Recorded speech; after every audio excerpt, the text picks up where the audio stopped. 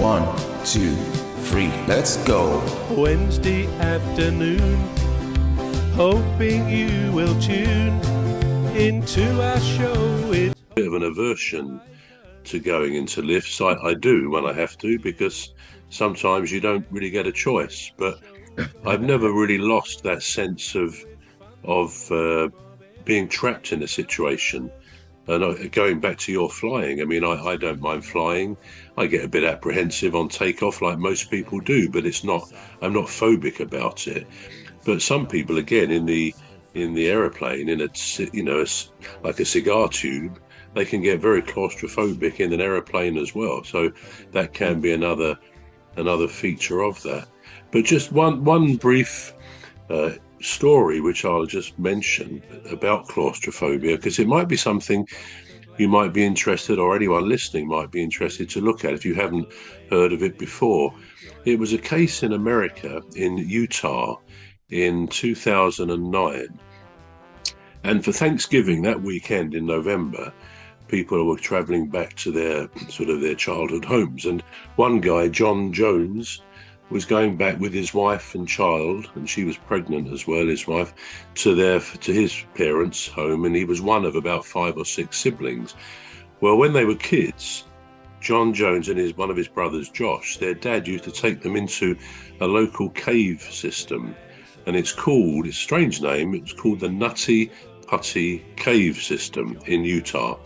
And when they were little, his dad took them down there into various nooks and crannies of a cave, frankly my worst nightmare, and they practiced rescuing people. So the boys, they were probably 10 or 12, they pretended to be stuck in these very narrow tunnels, and one way or another their father and others of their kids would manage to pull them out. So that was all a bit of a strange prediction almost, because in 2009 the family went back for Thanksgiving, and John and Josh, his brother, and others of their siblings, I'm not entirely sure how many there were, they said, let's go down to the Nutty Putty cave system. It was quite near to where they lived. So they went down there, and particularly John and Josh, they were sort of separated from the others, and they knew the caves quite well because it had all been mapped over the years. And they decided to go to a particular place where you had to go through a very narrow tunnel where you haul yourself along. Can you imagine? It's about 1 foot high, perhaps a bit more than that, but you can't stand or anything. You just got to force yourself along as best you can, sometimes having to breathe in to squeeze your body through the gap. I mean, it is the stuff that nightmares are made of. Anyhow, they were going, and they seemed to come to a bit of a fork in the cave. And John said, no, I think it's this way. Josh said, no, it's the other way. And they argued about it. So they said, well, okay, we'll both go and then come back and we'll see which one is right.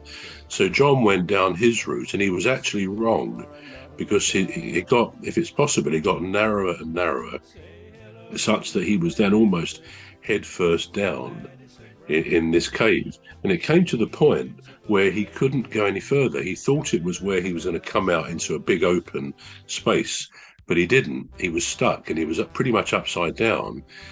So he thought, well, I need to try and get myself back. He couldn't move backwards at all. So he called and he called, and fortunately Josh could hear him. So Josh found his way back and got fairly close so that they could talk. And John said, look, I'm stuck. You'll have to get me out. Well, long story short here, really, but Josh was pulling him and all the rest of it, couldn't get him. He said, look, I'm going to have to go and get some help from the surface. So he said, I'll be back as soon as I can. And in the meantime, John stayed there, head down, really upside down, not panicking, but feeling very, very uncomfortable. But anyway, they got some help, and I think it took 2 or 3 hours. the leader of our gang will make the show go with a bang and fund the aim of everything cost us, and fund the aim of everything cost us.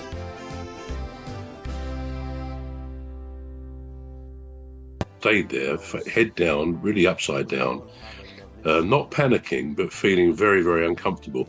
But anyway, they got some help, and I think it took 2 or 3 hours for the help to come. They had all sorts of machinery up there where they were going to try and pull him out with ropes. Initially, a paramedic went down, a lady, and was talking to him and saying, "Don't worry, we're going to get you out," and so on and so forth. Well, they tried 3 times to tie his ankles with the ropes. They had to even put some pins in the cave, and to try and get some leverage on him.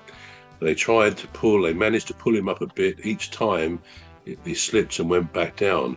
Anyway, as I say, long story short, sort of 24 hours went by and he was in and out of consciousness. And although they were trying to talk to him and reassure him, even though they thought we're not going to be able to get him out, he was in between panic when he came conscious again and just accepting it. Anyway, the absolute outcome was they couldn't get him out. And the cave itself had been closed a few times before. The local authorities hadn't wanted to reopen it, but local people said, no, we want to make the decision ourselves whether we go down there, and it was agreed they could do it. Anyway, with this particular event, they agreed, because he died down there, they had someone feel for a pulse and it wasn't there.